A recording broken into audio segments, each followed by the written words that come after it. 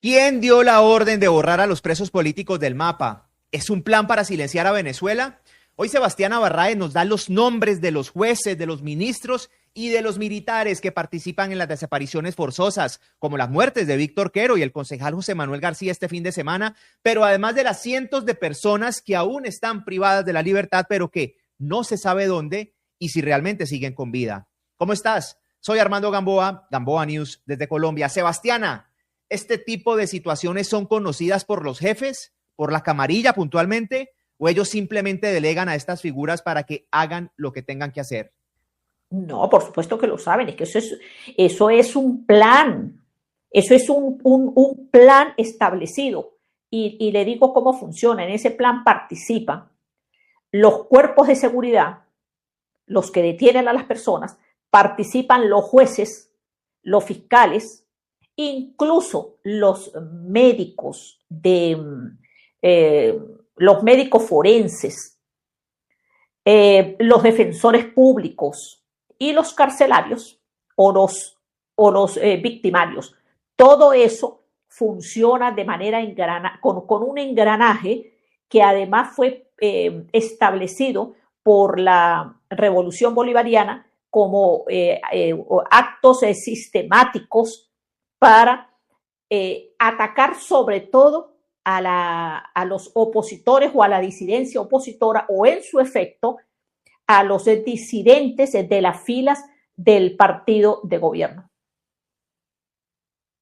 Este caso de Víctor Quero, Sebastiana, sin duda, como lo has dicho, pues se dio a conocer por la presión social, a su madre, los medios de comunicación, por supuesto, pero me aterra mucho porque siento que esta es como una bola de nieve de lo que realmente está pasando y la avalancha que puede suceder. Mira, por ejemplo, estaba leyendo que el exconcejal de Anaco, José Manuel García Sabino, falleció la noche de este sábado mientras permanecía recluido en los calabozos de la Policía Municipal de Anaco en el estado de Anzoátegui, según denunció en redes sociales el abogado Zahir Mundaray. O sea que ese tema, este es como un abrebocas de lo que realmente está pasando y de lo que seguramente vamos a empezar a conocer en los próximos días y en las próximas semanas. Sí, hay muchos casos de personas que están supuestamente presas, es decir, que están desaparecidas, cuyos familiares creen que están detenidas. Y yo creo que esto es lo más grave, ¿sabe? Porque desde hace mucho tiempo se aplicó estos procesos de acostumbramientos que es como llaman a la desaparición de un detenido una vez que es detenido por los cuerpos de seguridad. Entonces dicen, bueno, es que entra en un proceso de acostumbramiento de 45 días. Pero esos procesos muchas veces se han extendido incluso a meses. Y uno de esos casos evidentes lo denunciamos nosotros. En el caso de unos cadetes de la Fuerza Armada, que desaparecieron desde hace más de un año. Bueno, sus familiares, que además habían recibido presiones porque inicialmente detuvieron a 26 cadetes. Y una de las cosas que más me impresionó es por qué no había ni siquiera una protesta por parte de los familiares. Guardaron silencio durante tanto tiempo. Bueno, en el caso de uno de esos cadetes, que tenía más de un año ya desaparecido, cuando hicimos la denuncia, es decir, cuando ya se visibiliza, que la visibilizamos a través de Infobae y de mi canal, en ese momento la información, al hacerse visible, presionó para que los familiares de los otros cadetes ejercieran presión y los dejaran libres a todos los que estaban detenidos, por lo menos en la cárcel del Rodeo 1, que eran 14. Posteriormente, liberan a 2 civiles relacionados al caso. Pero lo impresionante es que se mantuvo silencio y familiares que duraron un año sin ver a la persona que estaba detenida. Bueno, así como ese caso, tenemos el de un oficial que desapareció desde el año 2018 y que estaba adscrito al Palacio de Miraflores. Su familia, pues, no había dicho nada. Yo recuerdo que nosotros denunciamos hace tiempo cuando ocurrió la desaparición, pero no hubo ninguna respuesta, nadie habló nada, eso se quedó así en silencio, y así ha sucedido en los últimos años con varios militares y varios civiles. ¿Qué es lo anormal de todo esto? Que los familiares se han acostumbrado porque asumen, no, es que está detenido. Bueno, pero ¿y si no lo está? No tienen ni siquiera una fe de vida de ese familiar. Y resulta que eso es terrible porque no hay organismos competentes, instituciones que le den respuesta a los familiares de dónde están sus seres queridos. Y por supuesto, a eso se le agrega los que sí saben dónde están sus seres queridos, pero saben que están en condiciones infrahumanas, que muchos están incomunicados, que los someten a tratos crueles, por ejemplo, en el caso de los que están en el Fuerte Guaycaipuro o algunos de los que están en el Rodeo 1. Pero además de esos, de los tratos crueles y demás, lo terrible es los desaparecidos, los que nadie sabe dónde están y de los que ni siquiera hay una fe de vida. Ahora les pregunto a ustedes, ¿creen que Diosdado Cabello, Nicolás Maduro y la misma Delcy Rodríguez tendrían que ser en su momento también enjuiciados por estas desapariciones? ¿Qué piensan de esto? Los invito a comentar y a suscribirse a mi canal. Sebastiana, ¿cuál es tu posición al respecto? Por supuesto, porque es que hay, mira, Armando, en Venezuela no es que solamente ha ocurrido violación de derechos humanos. En Venezuela ha ocurrido crímenes de lesa humanidad.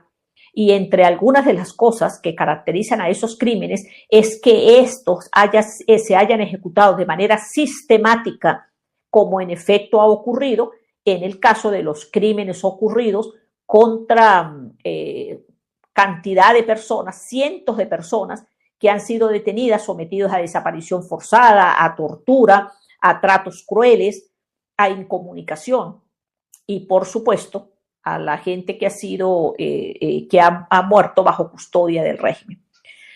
Y claro, cuando vamos a las cabezas de esos, obviamente que Nicolás Maduro es responsable. En lo que yo difiero de lo que tú estás diciendo, Armando, es que a los Estados Unidos eso le importe mucho. ¿Por qué? Bueno, porque creo que no le está importando mucho, como está claramente demostrado con lo que está ocurriendo en Venezuela, porque resulta que a quien coloca Delcy Eloína en el Ministerio de la Defensa es al que ha sido jefe del Servicio Bolivariano de Inteligencia, es decir, el que ha tenido a cargo el SEBIN y la cárcel del Helicoide durante años, durante más de una década. Y esa persona es responsable de crímenes de lesa humanidad.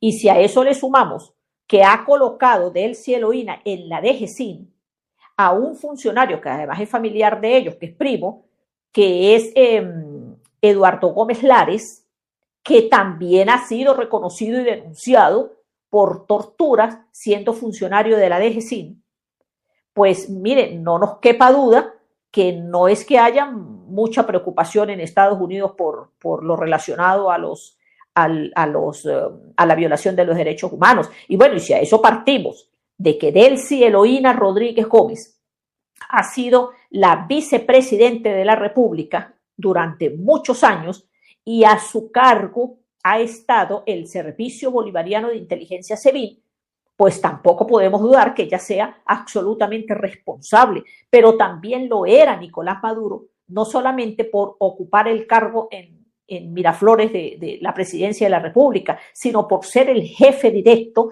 de la Dirección General de Contrainteligencia Militar, uno de los organismos que junto con el SEBIN ha sido más señalado por violación de derechos humanos y por crímenes de lesa humanidad. Doña Carmen no es la primera mamá que vive esto. Hay muchas personas que se les ha escondido realmente qué está pasando con ellos en las cárceles. ¿Cómo empieza toda esta situación, Sebastiana? Bueno, hay que señalar que en efecto la señora Carmen Teresa Navas no es la única que tiene esta situación con el caso de su hijo, Víctor Hugo, sino que además hay otros casos que se fueron haciendo costumbre en Venezuela porque el régimen venezolano implementó en los últimos años como si fuese normal la desaparición forzada. La aplicaron en algunos de los centros de inteligencia, sobre todo en el caso del SEBIN y la DGCIN, con lo que llamaban el acostumbramiento, que era, detenían a una persona, la desaparecían durante 45 días y pues decían que era que estaba en un proceso de acostumbramiento.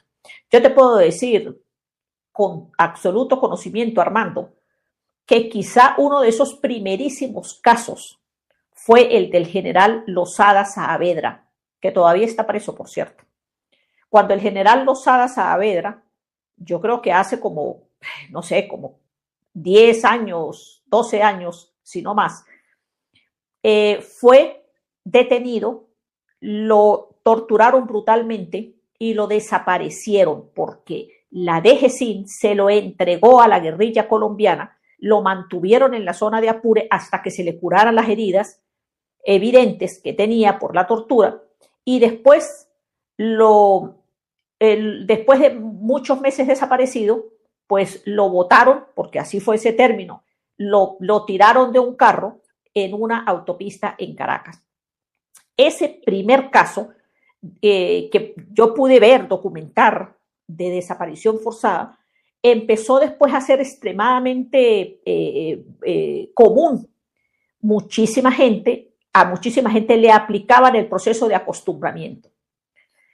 Pero este desorden en las cárceles se inicia con María Iris Varela Rangel, porque es ella, siendo ministra penitenciaria, la que no solamente se salta los procedimientos legales para trasladar a un preso de una cárcel a otra, sino que incluso ella aplicó una cosa que llamaban Operación Cayapa, con la que liberaban a gente así, tranquilamente. O sea, ella asumía que era que la Operación Cayapa era para desocupar las cárceles porque había demasiada gente hacinada. Bueno, eso le permitió a Iris Varela tener una relación muy estrecha con los llamados pranes de las cárceles, es decir, los jefes de las cárceles, que además pues eran los que mandaban, decidían. Nosotros puntualizamos en algún momento uno de esos casos con la liberación de un narcotraficante que ya estaba condenado y estaba recluido en el Centro Penitenciario de Occidente, y que Iris Varela pues lo tomó como escolta de ella. Y en ese momento pues fue sencillamente un funcionario condenado por narcotráfico que ella lo tenía ahí. De hecho le decía compatriota, el compatriota, y lo tenía ahí. Bueno, esa manera de tergiversar la ley, de violentarla, de alterarla, fue brutal. Convirtió a los jueces en unos títeres.